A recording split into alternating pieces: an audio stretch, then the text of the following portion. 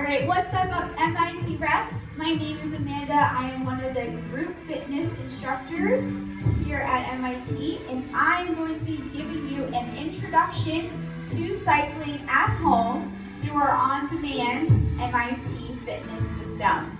So, the most important part is that one, you have to have a bike. Make sure you have towel and water, and good shoes. And you might have, what I have here on are my SPD compatible shoes. You might have some Delta shoes at home, totally fine, but it is not required for your class today. It all depends on what you have for your bike setup. But you do need to make sure that you have some sort of tennis shoe on at least, and that your spin bike has some sort of cage setup right here on the pedals, all right? So I'm going to treat this as if you have never gone on a spin bike before. So I'm going to go over some very basic things here. We're going to talk about some bike setup right here. Now the first most important part of this bike set is going to be the seat and the saddle. This is going to be where you're going to be sitting for the remainder of this ride. So you want to make sure you feel very comfortable. The most important part is to make sure that your hip is right where the seat is. So I want you to measure that, and you should have a knob that you can go up or down, wherever that feels most comfortable for you on that hip. So go ahead and find that setting right there that you need. Next part, your seat should have an adjustment knob right behind it. That should make it go farther away or closer to the handlebars. This is going to be important. It's going to be based on your body type and especially how long your arms are. So I want you to go ahead and take your elbow and put it right up to it, and then right where your hand reaches that handlebar. It should be like basically just matching each other. So make sure you have it right in that specific spot. Go ahead and tighten your knobs up. Make sure they're really tight so that way nothing is coming loose during your ride. Then you're going to have your handlebars. Your handlebars should be able to go up or down. There should be a knob right in front that you are able to adjust. So make sure you go ahead and adjust that. Now, height of these handlebars is more about your preference and how comfortable you feel. So depending on how you feel in that ride, you may need to adjust. Then one more feature on here is going to be actually right where your hands are on the handlebar. This is actually that will move the handlebars closer or further away from you. Not every bike has this feature, so it depends on what bike you have at home. But we want to make sure you're aware of this. And just like the handlebars for right here, this is going to be something that basically is meat on your comfortability. Now that our bike is set up to where it needs to be, we're going to go ahead and get on that bike. So you're either going to clip in with those shoes, or you're going to put your feet into the cages. If you do have those cages, make sure to tighten up on those shoes so your feet feel comfortable and secure the entire ride. All right, so we're going to go over some metrics. Now, this is going to be the most different part of your bike compared to mine. And I'm going to give you some pointers that are going to help you take this ride with me. That'll kind of guide you through, okay? So, some bikes have a screen that are going to have numbers. The only numbers I am going to focus on are going to be your cadence or your RPMs. It might be called both of those things on your bike or just one. It's basically the same number. It's how fast your legs are moving during your ride. All right, so you might see that number pop up, and if you don't, that's totally okay. You don't need it. We're gonna go a lot based on feel of resistance.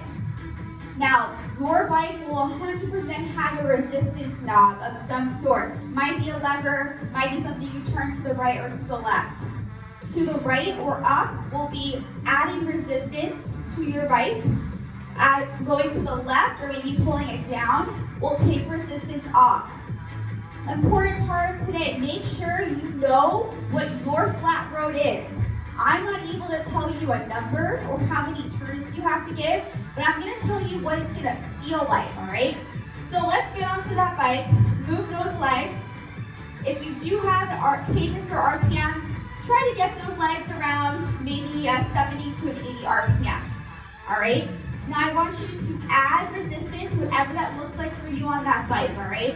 And I want you to feel like you have some sort of road under you, and you're not spinning out of control, but you're not getting your heart beat up too quickly right here, okay? It feels comfortable. You can do this for a long time without really feeling like you're really breaking a sweat. This is gonna be your flat road. This is where you're gonna come back to at the end of your ride, during breaks, during active recoveries, and that's gonna be important for you to find for yourself. And that flat road might change as you progress and get stronger and stronger. So keep track of those benchmarks for yourself. I'm going to describe the different types of roads that we're going to be using. You have your flat road, which you're on.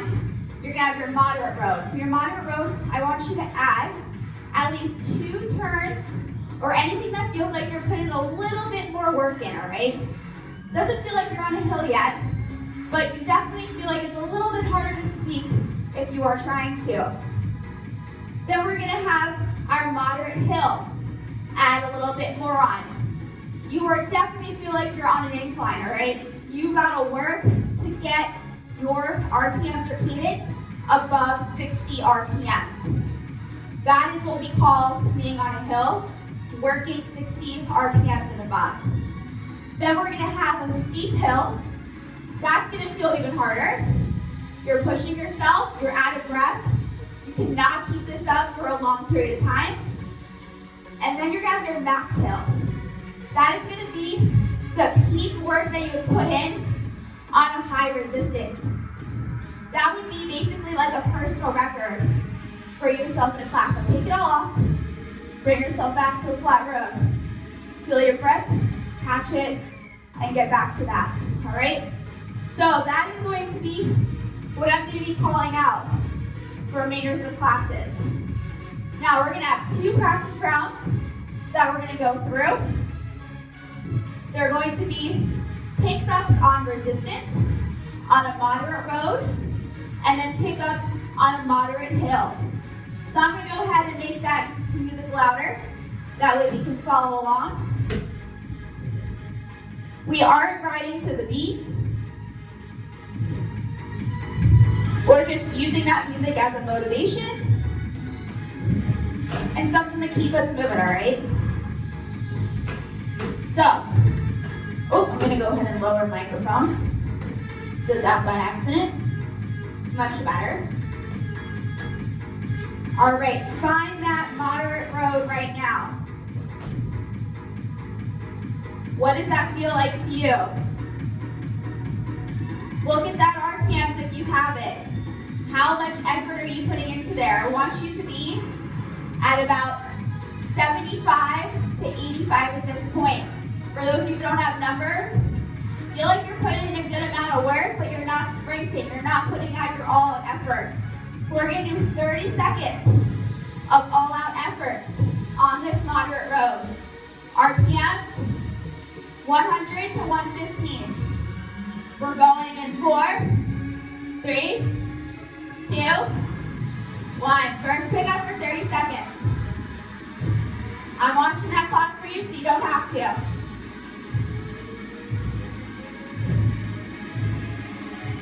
Log in that speed, or that number, that effort, whatever you need to be doing right now. You're halfway through. Keep it going.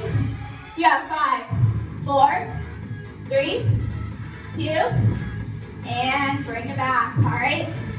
Keep it on this moderate road, but you can reduce those RPMs or that speed.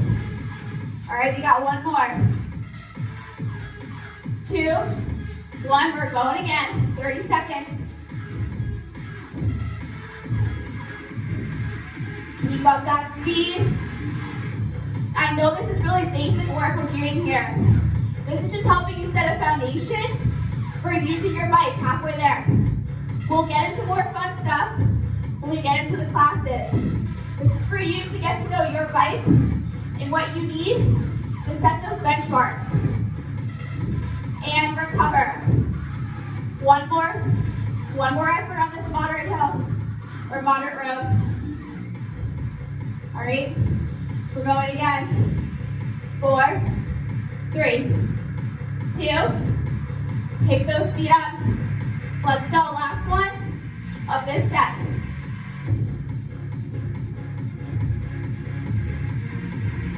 Keep it going. All right, halfway.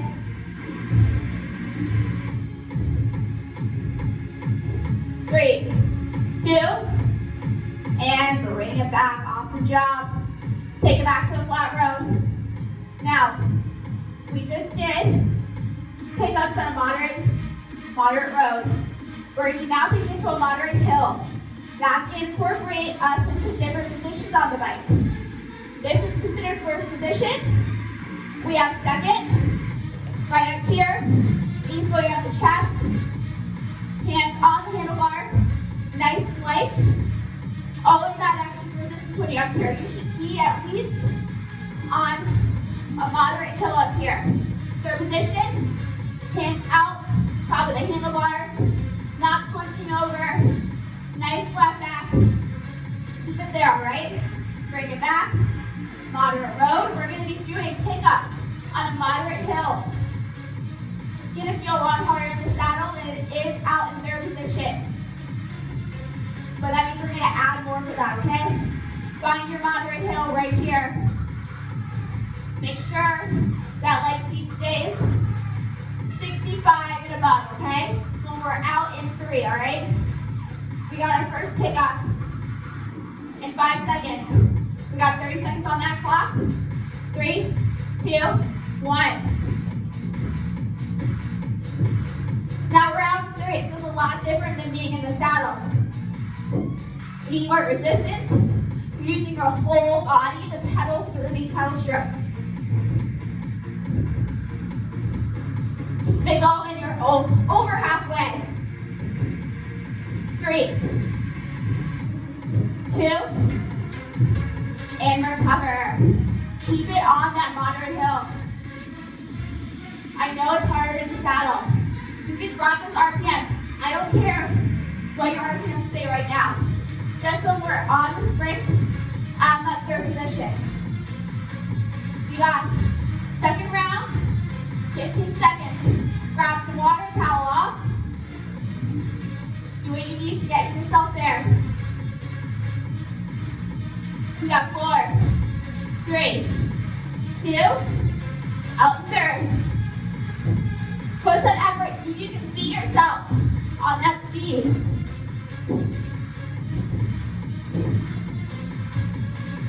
This is benchmarks for you to go back to after several classes. How much easier is it to do this after you've taken more? Put in more work. Build more muscle. 2, 1, recover. We got one more effort. We're on. And 4, 3, 2, and out third. Last effort of this introductory class. This is where you put in all of your effort. You don't need to save energy anymore right here. Halfway. Push it a little faster if you can.